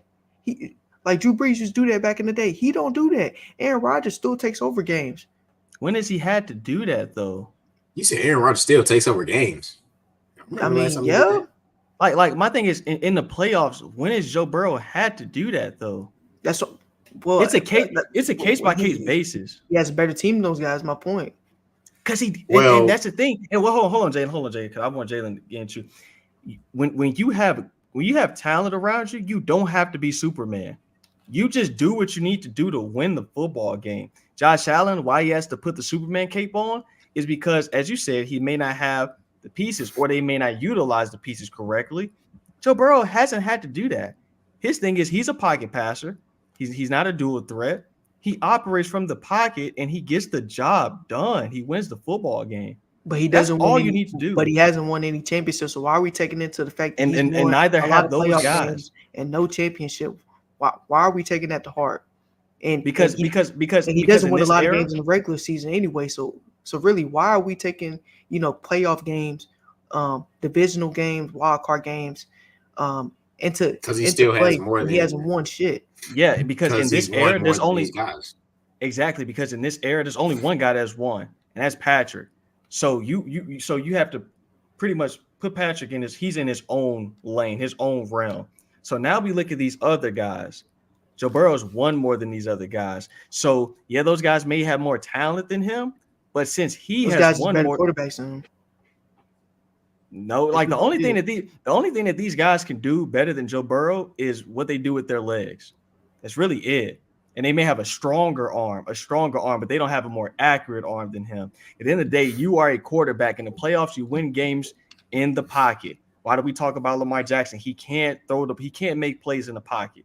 You are a quarterback. Yes, he can. Lamar Jackson can make plays in the pocket. That's one of the most boneheaded. Hold on. Oh, that's not what you said. That's not what you said. You said. That's what I said. I said in the postseason, it's about operating in the pocket. You just said where you just told me Lamar Jackson can make passes in the pocket. He can do that consistently in the postseason. He cannot. Lamar Jackson.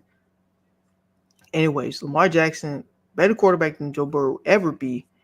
Joe Burrow would never. Joe Burrow doesn't. See, when I look at it from standpoint, Joe Burrow hasn't won shit, right? He hasn't won shit. He hasn't won any MVP. Jackson hasn't won shit. He hasn't won any MVP. He hasn't won any championship. He hasn't won any all pros or anything like that. So why am I taking in the fact playoff wins that don't mean anything because he hasn't won anything? So he's not a winner? Is that what you're saying?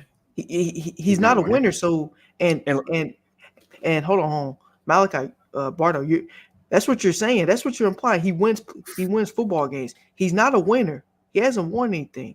Mahomes is really the only winner of this decade. I agree with that. So now we have to look at it from the standpoint of, who's been a better player individually, statistical measure and accolades.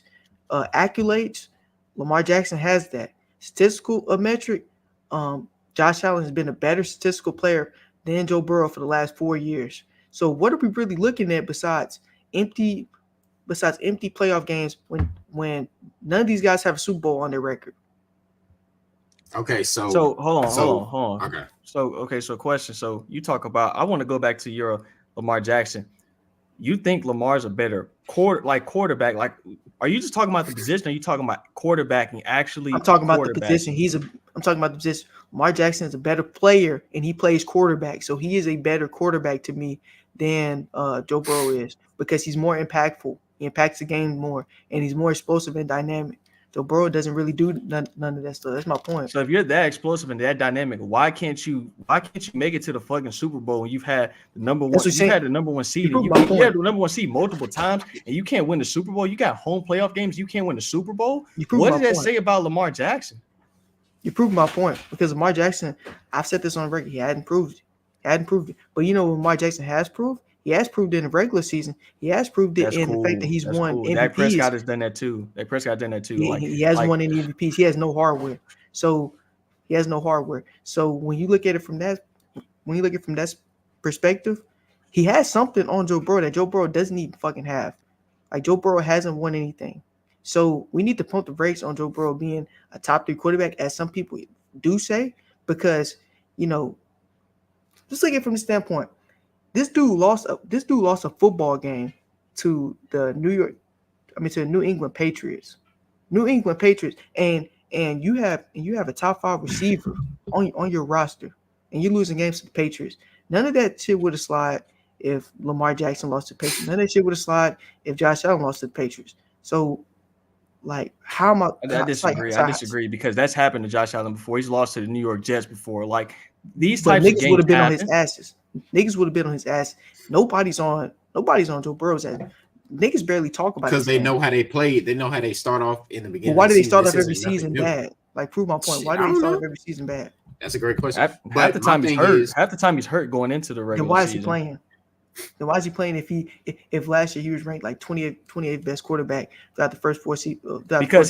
Because he's a quarterback that wants to play, and because the Cincinnati Bengals don't really know what they're doing. They're not a good a highly run franchise. They're not a competent level franchise, and the quarterback, especially once he gets his money, he's going to want to play the football game. Like, so you think that as a competitor, Joe Burrow is supposed to be like, oh yeah, I'm hurt. I'm just gonna sit down. He's not hurt your football team because Joe Burrow last year what quarterback has ever done that before? What player has ever done that before? That's not what the combo is. He's hurting his football team. He was hurting his football team last year, and he was like one of the worst quarterbacks in the league while he was playing. So I can't take whatever he was doing seriously, even if he was just doing it. So you put blame on him. The coach has to sit his ass down. Coach and the franchise need to be like, look, Joe, you're not playing well. We need to sit your ass down. That quarterback is not going to be like, oh, I'm not playing well. I'm just going to sit down. He's not going to do that. Nobody would do that. Well, so he has to be better in my opinion because, like, I just don't see. So no basically, argument, what I'm hearing is you just want him to have better regular season success. Status. I want him to either have that and win MVP possibly, or win a championship. Do either of them. Or both. It doesn't matter to me. Do either of them, or have gaudy stats for the playoffs and regular season, as Josh Allen does. Other than that, I can't put you on the same tier as those guys if you haven't done either of those things. Because I think another thing is when you make it to the Super Bowl in your second year starting, you don't really care about that type of stuff. I mean, of course, you want to like have high accolades, but the Cincinnati Bengals since 2021, their mantra is, we made it to the Super Bowl. We hate how that feeling was to lose. We're just trying to get back to that point. I don't think any of them care about, oh, I need to put up crazy stats. I need to put up. They're just trying to win because they feel like, especially T. Higgins is going to be gone next year. They already lost Boyd. They feel like they need to win now. I don't think that they're prioritizing what you're prioritizing. They probably look at that New England game and just like, look, it's one game. We need to get this shit in order. We need to get alignment on how we can win a Super Bowl. That's all they care about. Like if Joe Burrow would tell you, and pretty much any quarterback that's progressive in this thought process would tell you, I don't care about my stats. I don't care if I throw for 100 yards. I don't care if I throw for 50 yards. If we can win the game and get to the Super Bowl and win the Super Bowl, it's all that fucking matters. That's what I see when I see Joe Burrow. I don't see a guy that's enamored with having high stats, having a high octane. Like, I don't think he cares about that. At all. I think he cares about winning. That's what I want to see. Prove me wrong, win the championship. Because if these other guys would develop that mentality, maybe they would win fucking more. Hopefully, because he has the best wide receiver duo in the league. You got a top 5 receiver, and you have probably the best wide receiver 2 in the league. So get the job done. Get the shit done. No excuses. I don't want to hear any. I don't want to hear any because last year I was hearing a lot of, oh, he's hurt in the first couple games of the season when he was playing. Do you deny that? Was he hurt? Was he hurt? I don't care if he's hurt. Don't play then. Well, answer the question. Was he hurt or not? I don't care. Just don't play then. Like I see. I'm done with all the excuses because when Luka Doncic was playing, and I use this argument too. Luka Doncic was playing terribly. He was still playing to a good enough level for him to play. If you're playing so bad where you're playing up to like a backup role, then don't play. Just don't play because you're just endangering the team. And he was endangering the team last year. He was terrible. You need to tell the coach that the player, what is the player going to do? The player is not going to sit down. Because my thing is this, like, what are people really trying to say? Or are you trying to say If he's playing bad, and we know it's because he's hurt, you need to direct that focus toward the coach and towards the franchise, because what we do know is once he started getting healthy, when they came off that bye, what he started doing? Started playing like the Joe Burrow that we know to see. What sample size is that? Huh? How many games was that? I don't know. All up until he got hurt again. Because all I know is that they went on a roll. They had beat the best team in the league. They had beat the San Francisco 49ers, best team in the NFC. They were on a roll. He was, and that's what I call high impact, because you can't tell me that the Cincinnati Bengals are more talented than San Francisco 49ers. They went in there, they went to Santa Clara and they beat that team. So like Joe Burrow, he has high impact. Is he a dynamic player, dual threat? No, but he does what he has to do to get the job done when he's healthy. Now, I will say this. That's a big caveat. Was he healthy last game? Hold on. Let me finish. Half the time he's healthy, half the time he's not. So if you want to bring him down based off of that, I feel you. But we start talking about things like stats and act like that shit doesn't really fucking matter, because you talk about the best player. It's like, I don't want to hear about stats. I don't want to hear about who's the best player. That's what we talk about. And in my opinion, what I view is your impact towards winning. Can you help me win? Because if you put up all these high stats, you're just another Phillip Rivers. Can you help me win the football game? That's all I care about. Well, hopefully he puts that into winning a Super Bowl, because winning football games don't matter unless you don't win a Super Bowl. I have that same response to Josh Allen and to Justin Herbert and to Lamar Jackson. All those guys you have ahead of him, they need to win as well. Well, I got a question. I have a question. Who played better week one throughout all those guys? Josh Allen. You ain't gotta think about it. Just say it. Josh Allen. Well, okay. So, hold on. You got Justin Herbert over Joe Burrow, right? Mm-hmm. He had a better pass rating. What the fuck has he done? And what has he done in his career to be over Joe Burrow? He's done nothing. Well, when I look at the statistical metric, he's better than Joe Burrow in about damn near everything. So that's what the fuck he's done. He's been a better quarterback. Can he win a playoff game? He hasn't won, and he has no accolades. No accolades. That's what I'm saying. So it's like you just care about the stats. You just care about stats. Because you don't care about anything else but stats. Well, I just care about who's being a better quarterback. That's the question. You care about stats. See, you're deriving the point from, winning and shit. That's not what the shit's all about. Who was better at their motherfucking position? And Justin Herbert is a better quarterback than Joe Burrow. I've been saying this shit for years. I just told you. Want to pull up the stats? Why hasn't he won more? Why hasn't he gotten an MVP? Why has he been a first team All Pro or a second team All Pro? Why hasn't he done that? If he's the best, if he's better than Joe Burrow, why did he have a 27-0 lead in the playoffs? Why couldn't he close that deal? That's what's not making any sense to me. Let me look at this. Total EPA generated by quarterbacks in the regular season. Hold on. Mahomes has a 578.5.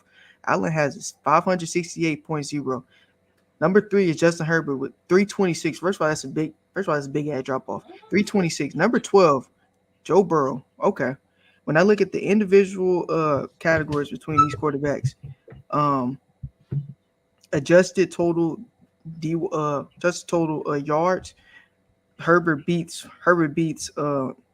Burrow. He beats Burrow in yards per play. He beats Burrow in quarterback rating for the regular season and for the postseason. He beats him in EPA. He literally beats him in EPA per play, and he beats him in Pro Football Focus a grade per game. So, am I looking at all these statistics to grade how a quarterback is? How the fuck am I going to say that Joe Burrow is better than Justin Herbert as a quarterback? There's nothing because you should nothing because you just proved my point that you're just using the argument for him winning, and that has nothing to do with evaluating which quarterback's better. Quick question: where's Dak Prescott ranking in your rankings? He ahead of Justin Herbert? Mm-mm. Why not? Why not? He was second in MVP voting last year. Why not? What about Brock Purdy? Why not? Why not? You see, he's probably like 8-10.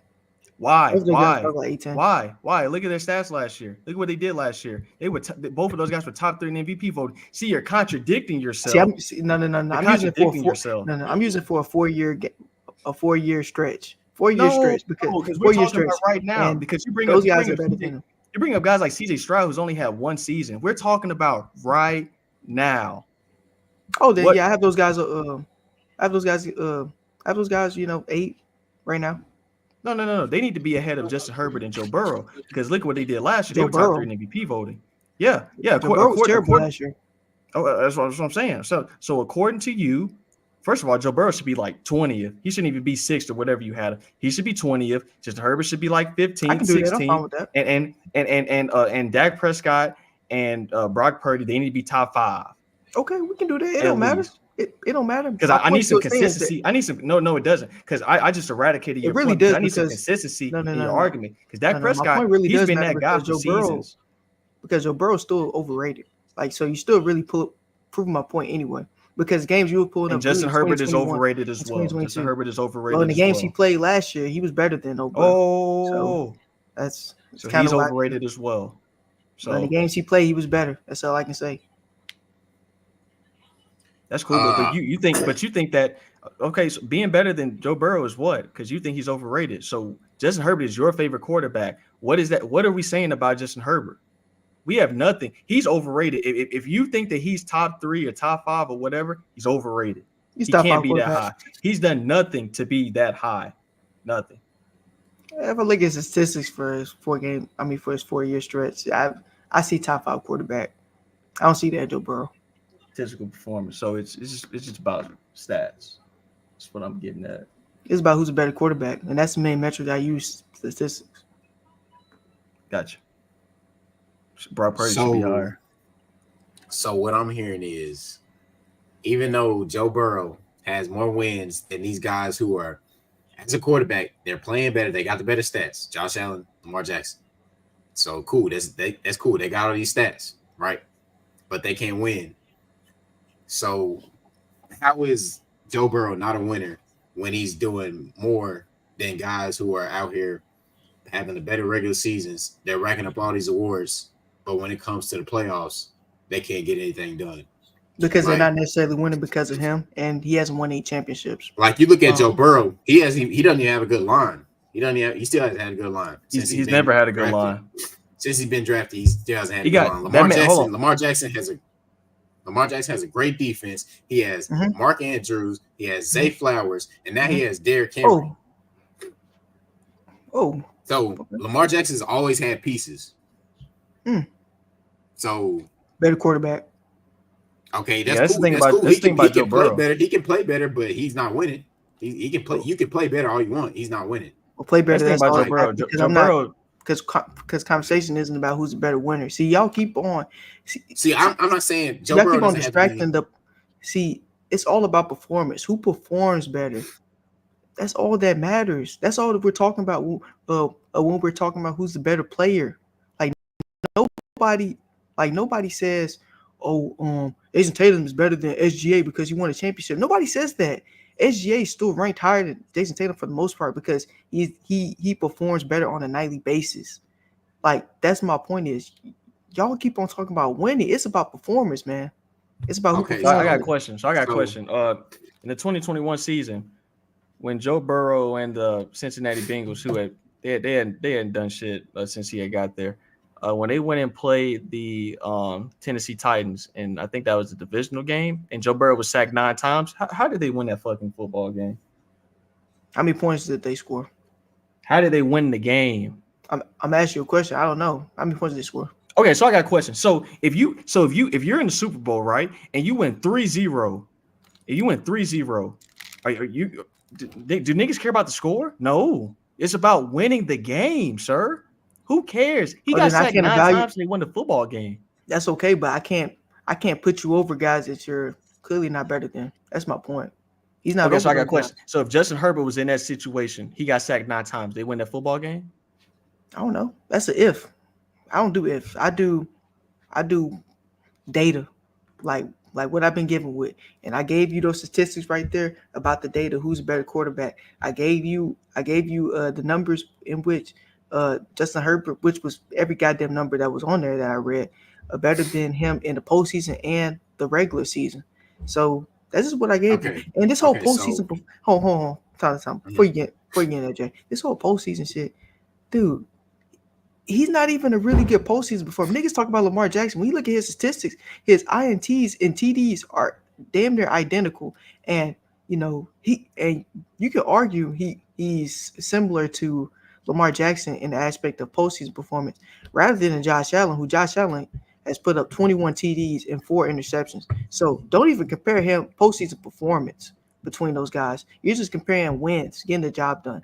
And when I look at the wins, I look at the defense. How many times has the Kansas City Chiefs been held to 21, 18 points? How many times? How many teams have been able to do that? So they really win that football game because of Joe Burrow's impact? I just want to know. And we saw, and we saw the year. No, wait. It was 2 years after. We saw 2 years after when they played.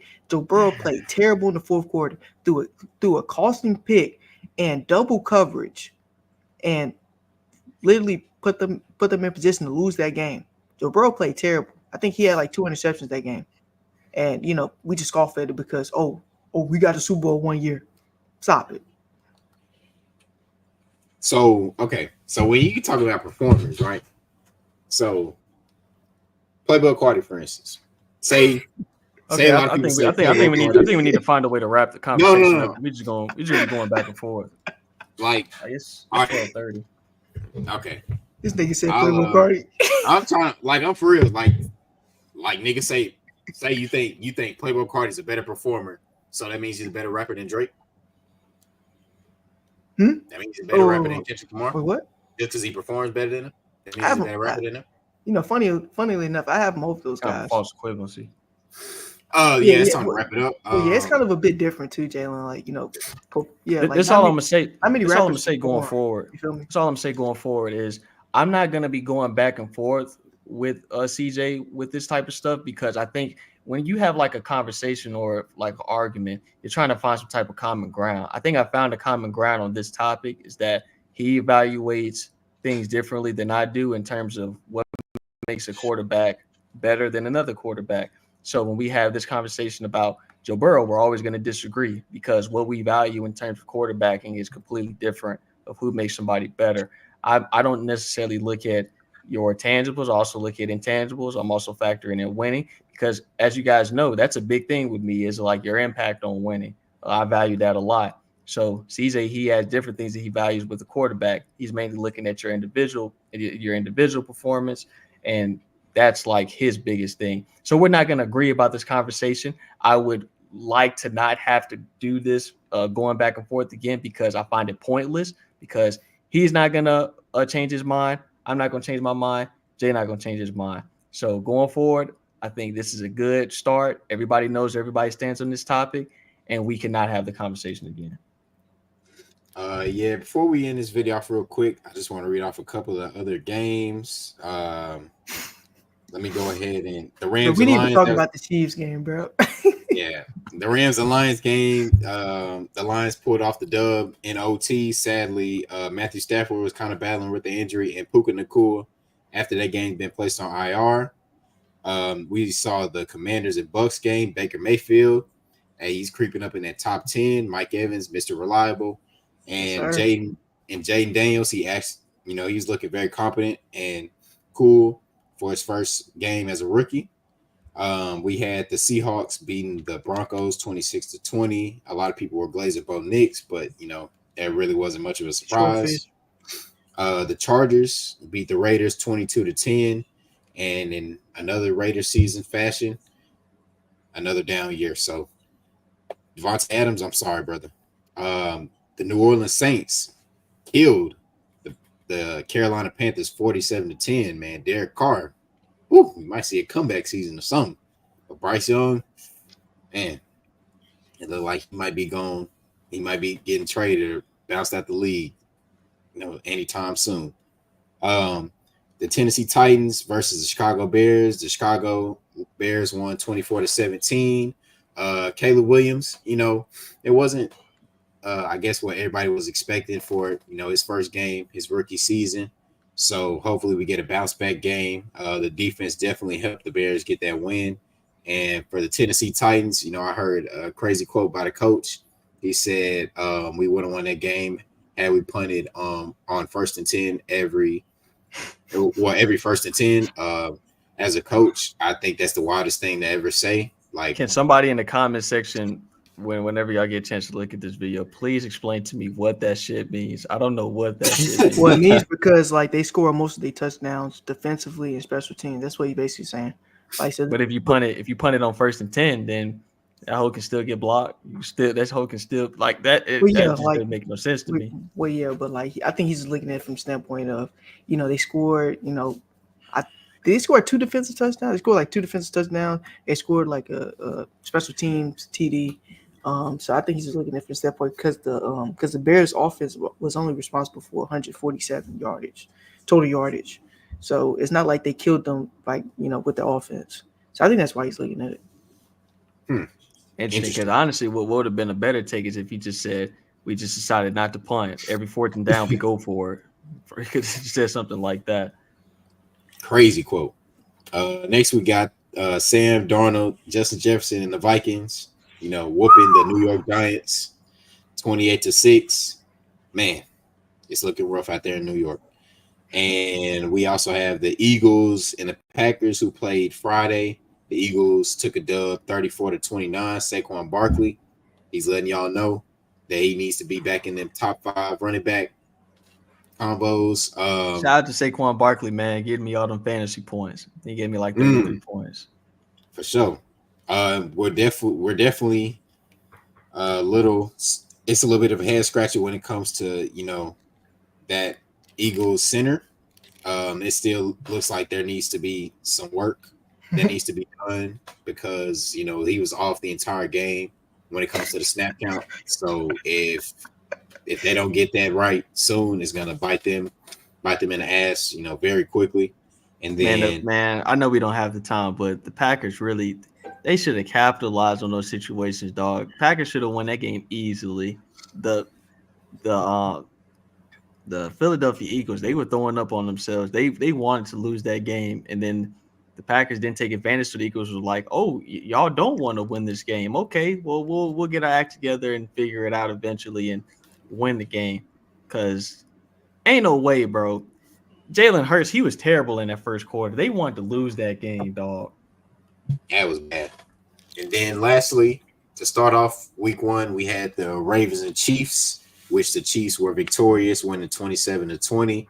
And sadly, we saw Lamar Jackson go down to the red zone, and in Lamar Jackson fashion, he didn't really get the job done. Now, a lot of people could say this. What? Now, some people could say this on Lamar Jackson, and some people could say this on the offense entirely. So that's Lamar up for debate. No, it's not. It's on which play? It depends on which play because the first play. The likely one that was on Lamar Jackson. Yeah, I agree. The likely one was on Lamar Jackson. But here, before we get out of here, I'm going to do a quick, detailed breakdown. The first play. Hold on. So that first play was definitely on Lamar Jackson. Lamar Jackson overthrew him badly. The second play, I don't know if many people on this panel understand defense. Usually when you play a zone, you sit in the open spot. So that was really on Bateman, because Lamar revealed in the interview that he was trying to throw to Bateman, and Bateman had an open. Bateman was open as fuck if he just went to the right side and found the opening in the defense, but like an idiot, he faded to the left and essentially gave up on the play. And Lamar, once he threw it, because for some reason they had Justice Hill block Chris Jones. Can we talk about that? Having a running back block Chris Jones, the best defensive player in the league, arguably. Can we talk about that? But niggas on the panel aren't going to talk about that because they just put everything on the quarterback and they don't evaluate the game. We just don't have the time. They just don't evaluate the game. And then the third play wasn't really on anybody. So, people on the panel definitely need to be more consistent in the adjustment of players. It seems like to me and the viewers, if you've been watching, they just put all of it on the quarterbacks. But the quarterback, the quarterback gonna get all the praise. Josh Allen scored that. Bro, be honest, dog. If they would have scored, it would have been like Lamar Jackson Thank you. with Lamar Jackson victorious against the Kansas City Chiefs. It would have been. I It wouldn't would have say been that. Isaiah Likely. It I wouldn't wouldn't have been have said that. Isaiah Likely. It would have been You Zay Flowers. you wouldn't have said that, but that would have been the common consensus. They would have been giving all the credit to Lamar Jackson, just like when they won, they gave all the credit to who? Patrick. It was Patrick Mahomes and them. That's what we do, dog. That's why the quarterback position is the most That's what the valuable media position in does. sports. That's what the media That's what does. the That's not what I people. do. That's what the media and the people do. You don't do that. You're one person. There are 300 million people in this country. They give all the credit to the quarterback. It's okay. Is that what's supposed to be? No, but that's what it is. I just don't feel like He's we should what be it taking is. those guys seriously because they're not judging the game off a nuanced perspective. So why are we taking whatever they say seriously? But otherwise, let's wrap it up. Yeah, it's going to wrap it up, gang. Niggas gotta understand how the world works, man. Yeah, if you stayed this far, we really appreciate it. But Appreciate the y'all stay viewers. tuned. Yeah, we appreciate it. So y'all stay tuned for week 2. We'll That Joe definitely. Burrow Oh, I shit did was want to way mention too this. hard, I bro. did want to mention this. Shout out to my dog in the comment section, Blaine Cole from Japan. I see him commenting on pretty much every video that we post. Shout out to you, brother. Yeah, get that dub up, Blaine. Yes, The sir. Owl Love Show. to see Appreciate the feedback. I don't like the Justin Herbert. It's good, but not stellar. But It looks like our viewers are very accurate, very competent about appreciate the viewers. football. Y'all the reason why we do this, man. Yeah. Yes, sir. And well, I'm just gonna go back on the comments because we don't have that many, so we're gonna look at them. Blaine Cole, as Malik already said, appreciate it. Lou Sassel, Tyrod needs to be the starter. That's hilarious. But honestly, I wouldn't blame you in saying that. And the Owl Show, thank you so much for your comments. Definitely keeps us reading it and engaged. Hopefully we stay more on topic next time because that Joe Burrow shit went for like 40 minutes. Goddamn. But that's pretty much it, man. Yeah, thankfully we'll be scheduling these in advance, so hopefully check them we get a out little bit more viewership. every Monday night because we'll do like NFL football recount. I don't know if y'all necessarily watch a college one, but I don't know. That's like a lot. That's like a lot at a time. We might just have to focus on one. I know one thing, them NBA night's gonna be going crazy. But like we have to do them more frequently because NBA they play like on like every day. Yeah, we'll do like the big games, like the games that televised. Do those. Yeah, Christmas Day we'll do whole Christmas Day sessions. Yeah. I like it. I know we got a lot of people that just watch us for our basketball content, so I know that they. Yeah, I mean that's the only shit that's really blowing up. Oh, Yeah. Hey, y'all need to check out the music videos too, man. We brought some really good insight and discussion with those. Those are always funny. We have a King of Atlanta video coming out, and we also have what was the other one? Lil Wayne. Lil Wayne, Kendrick Lamar video basically coming out about Super Bowl. So check out those music videos too, man. We put a lot of thought in those videos as well. And also you guys, man, that are just here for the basketball content. We're not gonna starve y'all out of the basketball content. We do got some basketball stuff coming up. We got an Adam Silver ruining the NBA video coming up, and we also have a Ja Morant has the NBA Forgotten Ja Morant video coming up. So we got some good content for y'all. So be out on the lookout for all of that, and we really do appreciate all of the love and support, man. Don't forget to share. And like, comment, and subscribe. All right, we out.